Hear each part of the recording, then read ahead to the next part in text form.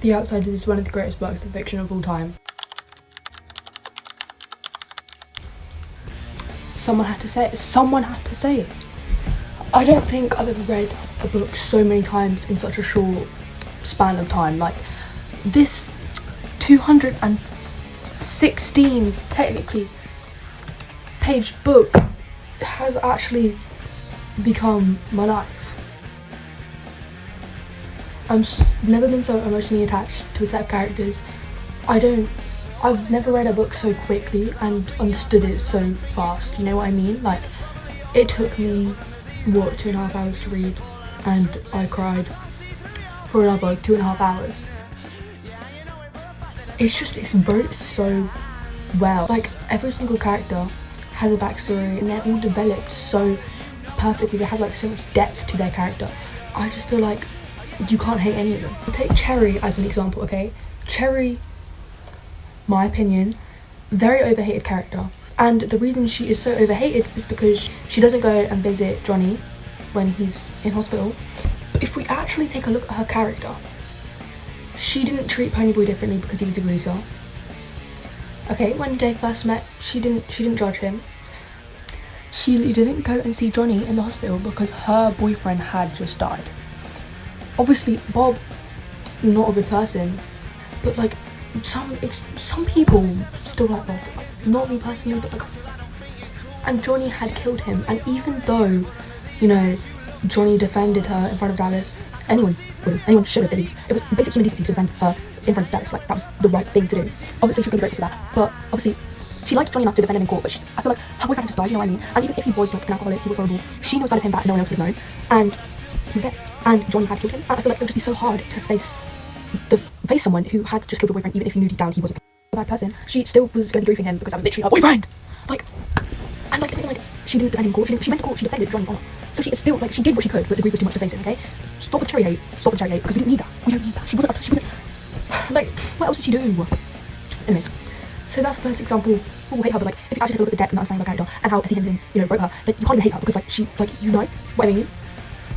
They all had so much depth to their characters. I loved how the story was actually developed. In books, sometimes, you know, characters, each individual character has just too much trauma that it feels like it's forced. Like, this book was able to implicate like problems and things that different people go through without it sounding forced. It was like naturally put into the book, if you know what I mean. Like, Dallas Winston's parents didn't care about him, which led him to become a juvenile delinquent, which led him to drink and do all this stuff.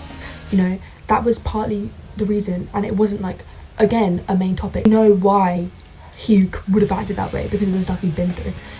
Johnny's parents abusing him was discussed, you know, abuse was discussed, but it didn't feel forced. Like, it generally added to Johnny's character. It wasn't like, you know what I mean? In some books, I just feel like there's just so much trauma on each of the characters that it actually just takes away from the actual plot of the story, but this didn't do that, you know? It was just, it added to the story and it added to the characters, you know, depth to the characters, and it worked really well. The quotes in this book, there will not go a day where I don't quote Stay Gold, Ponyboy does Stay Gold. Like, there will not, and it's not Stay Golden, it is not Stay Golden, it is Stay Gold.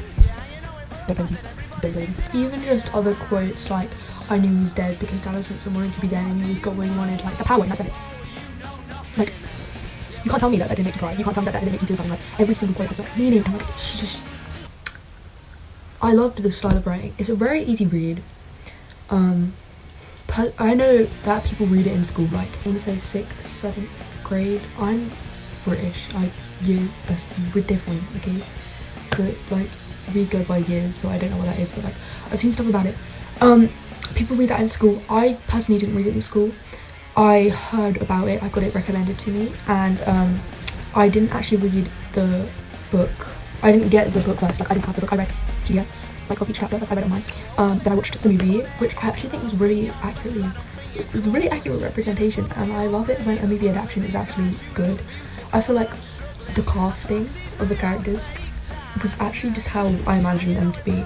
But then I got the book and I've read it so many times. Since then, I like having the book again. I don't like reading them online, but you know, I really want to get it read, so it's just such a good book. Let's discuss the plot of the story. essentially the story is about 14-year-old pony boy. He's set in Tulsa, Oklahoma, and it's mainly based around the rivalry between two gang greasers and the socials. The socials are like the well-off kids, you know, they're rich, they're on the better side of town, they're most likely to get a better education, whereas the greasers were poor, they were less privileged, and they're less likely to get a good education, etc. The socials were described to be as very like snobby and generally just horrible towards the greasers, whether the greasers were kind of hoodlums, you know, they stole, they drank, they did all this, they got into fights, which technically the socials did too, but since they were rich, they didn't get into as much trouble with the police as the greasers did. The story essentially starts with Boy Boy walking back after watching a movie where he gets jumped by a bunch of socials. And you know, the gang comes to save him. Oh yeah, sorry, we'll get into everyone. In each side there's like different gangs within there. So in the greaser side, you know, there's the Curtis gang run by Gary Curtis, and then there's like Tim Shepard's gang, you know, there's like a lot of gangs on both sides, but like together, greasers, socials, general label for both of them. So the Curtis gang comes to save Pony Boy. Pony Boy has two other siblings. Daryl Curtis, he's 20, he's the oldest, and Soda Pop Curtis.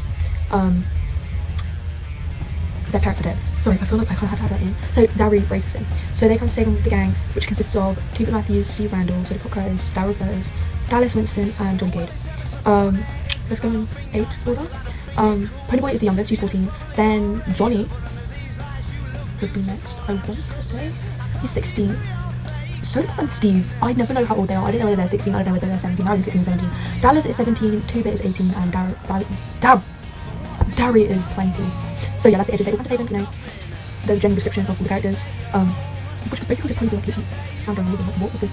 Soda Pop, I love you, but Darry, you're cold, Johnny, and you yell a lot. You're the opposite of what I did. 2-Bit, you're drunk, kid, you held back in high school, like, okay. Johnny Cade, like, we love you, but you've just got a lot of trauma, okay. Dallas, I hate you because you're juvenile delinquent, okay. Steve, you annoy me. But Soda Pop, I love you, like, that's literally how the writers do about you. Anyway, we're gonna kind of mention that Dallas has been in the cooler, which is essentially like jail.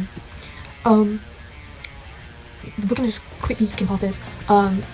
Dallas, Johnny, and Pony Boy plan to go see a movie together. They go see the movie together. There they meet Cherry Valance and Marsha. Marsha's not a racist. Marsha's actually not a great person ever. Start talking, you know, Cherry. Dallas starts flirting with Cherry. Cherry gets annoyed because she has a boyfriend. Dallas keeps persisting. She gets real mad. Johnny tells Dallas to lay off. Anyway, that ends with Cherry yelling. One of the most iconic lines ever. In the movie, but obviously, you know. Dallas leaves, and then it's just Johnny and Pony Boy who move and sit next to Marsha and Cherry. Then 2-Bit comes, good old 2-Bit. They all just kind of watch the movie and then they're going for a walk, where Bob, Cherry's boyfriend, pulls up and they're sort of like threatening to fight each other. Cherry and Marsha end up going back with their boyfriends who are both drunk, but you know, they can't really do anything else. And 2-Bit walks home, Pony Boy walks Johnny to the lot. Johnny and Pony Boy fall asleep into the lot, and Pony Boy ends up arriving home very late. Darry was very worried, starts yelling at Pony Boy. Pony Boy, not happy. So it's an accident. Darry's still really mad because he was worried. Soda Pop tries to defend Pony Boy. Darry gets mad at Soda Pop for defending Pony Boy. Pony Boy then gets mad at Darry for not letting him defend him. Darry essentially, in the book, slaps him. In the movie, throws him across the room. Like, so Pony Boy runs out to the lot where Johnny is. Johnny is like, what happened? She says, what happened? We get a bit more depth about how Johnny was abused. Bob pulls up, starts drowning Pony Boy in the river, so Johnny kills him. They go to Dallas at Bucks, and essentially, sorry, there's a spider right now. Essentially gets ready to run to a church in, I can't pronounce it, Matrixville or something, where they hide there for a while on bologna sandwiches, because I feel like that's just very relevant, because they just kept mentioning how annoyed they were that they had to eat bologna sandwiches. They get a copy of Gone with the Wind, which they start reading. Dallas turns up after a couple of days.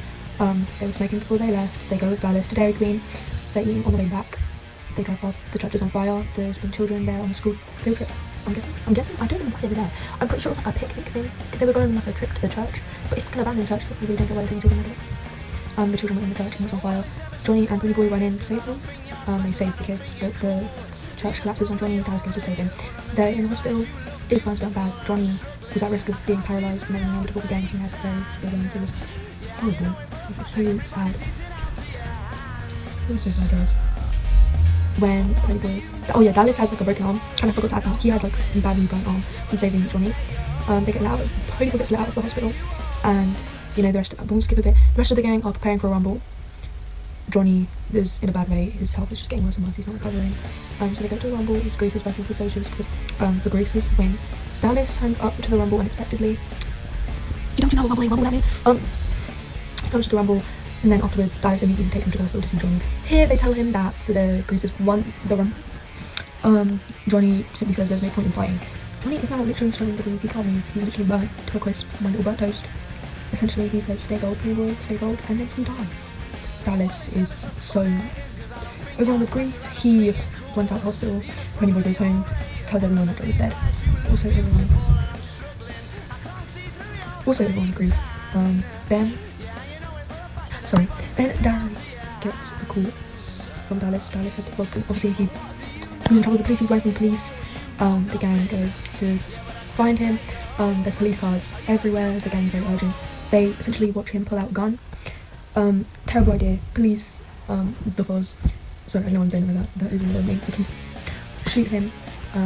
He's said to die in an instant in the book. In the movie he says Ponyboy, which kind of gives us the implication that he realised he still has something to live for. I don't think people always realise that Dallas's death was a suicide. He knew what he was doing. He knew he was going to die. When he pulled out the gun, he held it out. The police, you know, he knew he was going to die. He even said, "I knew he was dead," because Dallas Winston wanted to be dead, and he got really wanted, like, he wanted to be dead. That was a suicide. Ponyboy distraught. Who would it be? He lost 2 of his friends in one night, and like obviously at the start he said he didn't like Dallas, but by the end he did, and it was just 2 losses in one night was a lot. He essentially collapses, and he's very, very ill. He kind of tries to pretend that Johnny and Dallas are alive. He kind of convinces himself that he was the one who killed Bob, not Johnny, even though people know that it was Johnny who did it. He tries to convince himself that it was him. He stops trying in school. He's doing bad in all his classes. He's so stricken with grief. It's actually horrible to read. I was crying for the entirety of it. Yeah, essentially Gary says that he can't stop living. You can't stop living because you lose someone. Again, powerful line. And the whole group have been through a loss before. Obviously their parents, like Soda Pop and Barry and him, had already gone through a loss of their parents. Ponyboy had now lost 2 of his best friends. Essentially, Ponyboy writes an essay for English about all the things that happened, and essentially at the end of the book, that's what it is. The whole book is Ponyboy's essay, and that's why the whole thing's in past tense. I forgot that was in part 2 is about the characters and writing the characters and their backstory.